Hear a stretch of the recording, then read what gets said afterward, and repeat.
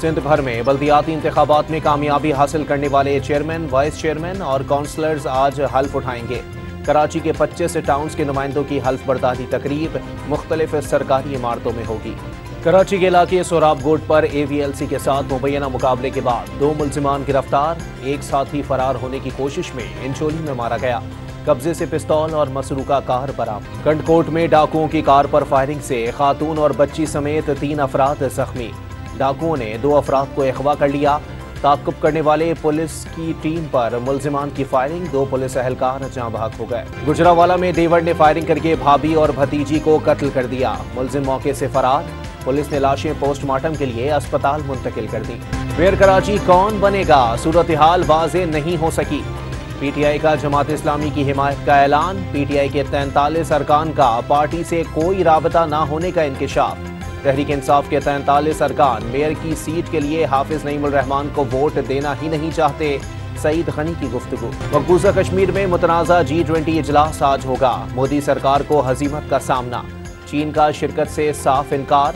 Saudi अरब, तुर्किया और मिस्र का भी शिरकत न करने का इम्कान। इजलास के खिलाफ कंट्रोल लाइन के दोनों अतराफ मुकम्मल हड़ताल।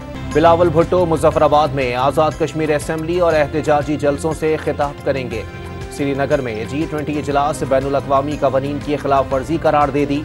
पाकिस्तान ने दुनिया को भारत का असल चेहरा दिखा दिया।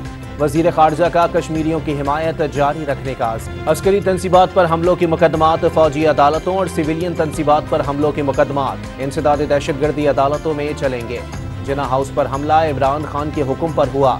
हमलों की मनसूबाबंदी हो या उकसाने का जुर्म, कोई मुजरिम कानून से नहीं बच पाएगा।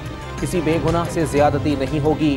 शहबाज शरीफ का वज़रा और लीगी रहनुमाओं के इजलास से खिताब। इमरान खान को कल दोबारा गिरफ्तार किए जाने के खदशात। हुकूमत तहरीक इंसाफ की हार का यकीन होने तक इलेक्शन नहीं कराना चाहती।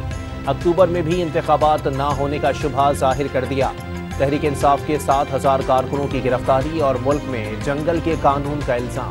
तहरीक इंसाफ के अरकान असेंबली को गिरफ्तारियों का डर। आज कौमी असेंबली के इजलास में न जाने का फैसला कर लिया। 72 अरकान के इस्तीफों की मंजूरी कलअदम करार देकर अदालत ने स्पीकर के सामने पेश होने का हुक्म दिया था। रोड टू मक्का के तहत इस्लामाबाद से पहली हज परवाज 387 आज़मीन को लेकर मदीना मुनव्वरा पहुंच गए।